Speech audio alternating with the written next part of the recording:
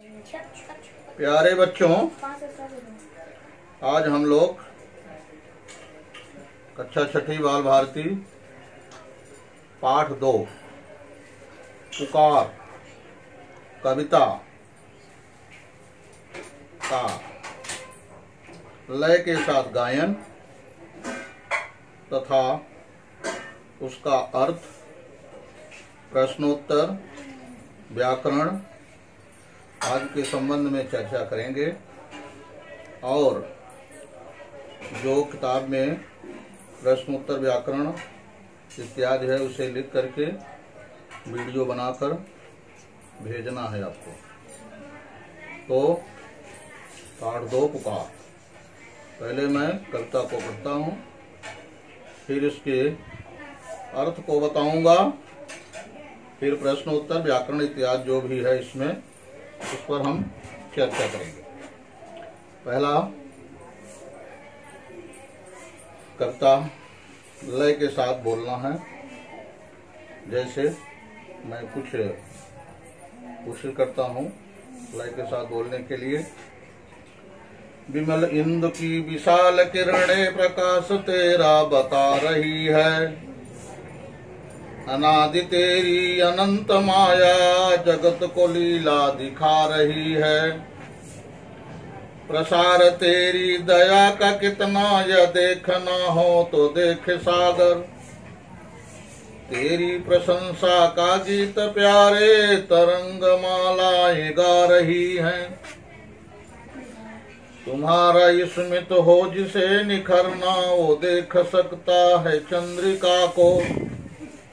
तुम्हारे हंसने की धुन में नदियां निनाद करती ही जा रही हैं। जो तेरी होवे दया दया नित्य पूर्ण होता ही है मनोरथ। सभी ये कहते पुकार करके यही तो आशा दिला रही है। इस तरीके से कविता तो मैंने पढ़ा। आशा है आप लोग भी लय के साथ कविता को पढ़ेंगे और याद करेंगे।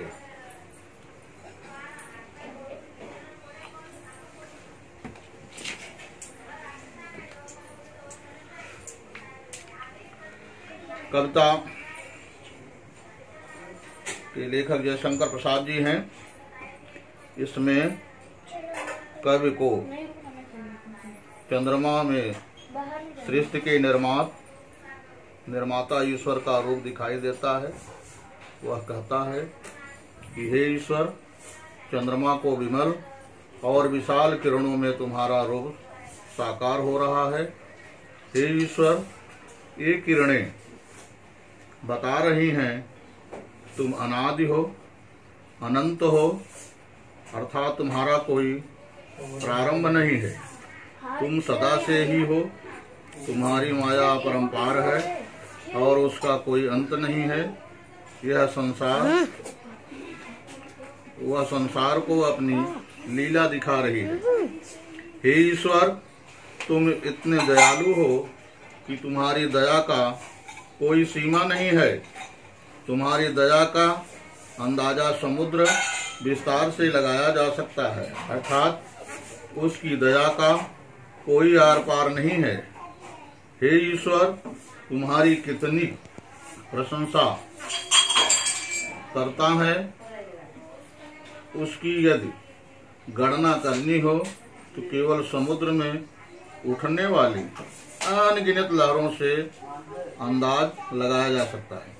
हे ईश्वर, यदि कोई तुम्हारी मुस्कुराहट देखना चाहता है तो उसे शीतल चंद्रमा की चांदनी में देख सकता है, जो सदा मुस्कुराती रहती है और अपनी किरणों में सबको आनंदित करती रहती है। हे ईश्वर, तुम्हारी हंसी नदियों के जल के निरंतर कलकल करते हुए स्वर में सुनाई देती है। हे दया निधान, यदि आपको दया हो जाए तो मनुष्य के मन की सारी इच्छाएं पूर्ण हो जाती हैं। हे ईश्वर, सभी दुनिया के लोग यह कहते हैं कि सभी को आपकी दया का ही आसरा है। इस तरीके से इस पाठ का यह भावार्थ हुआ, अर्थ हुआ। और इसमें कुछ प्रश्न हैं जैसा पहला प्रश्न है, जगत को लीला कौन दिखा रहा है? इसका उत्तर है ईश्वर। ईश्वर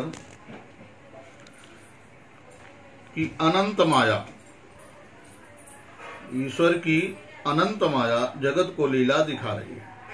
दूसरा प्रश्न है, ईश्वर की दया का प्रसार कितना है? इसका उत्तर है ईश्वर की दया का प्रसार समुद्र के विस्तार जितना है। प्रश्न नंबर तीसरा बनता है, ईश्वर की मुस्कुराहट कहाँ दिखाई देती है? इसका उत्तर है ईश्वर की मुस्कुराहट चांदनी में दिखाई देती है। प्रश्न नंबर चौथा बनता है, ईश्वर की प्रशंसा का गीत कौन गा रहा है? उत्तर है समुद्र की अनगिनत लहरें,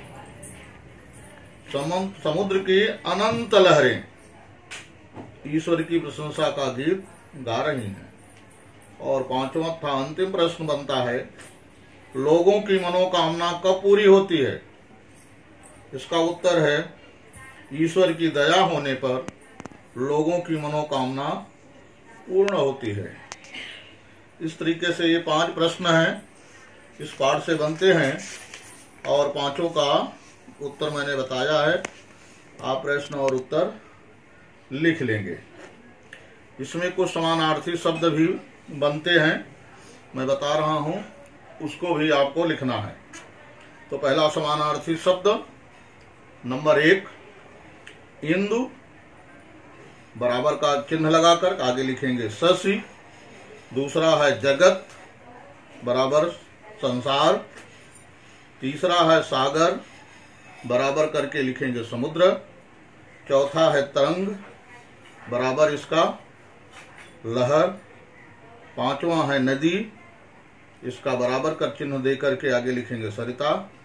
और छठा है आशा, बराबर का चिन्ह दे करके उम्मीद लिखेंगे। इसी तरीके से इसमें कुछ विरोधार्थी शब्द भी हैं, उनको हम देखते हैं और उसको लिखते हैं। तो विरोधार्थी शब्द में पहला प्रकाश, गुणा का निशान लगाएंगे, आगे लिखेंगे अंधकार।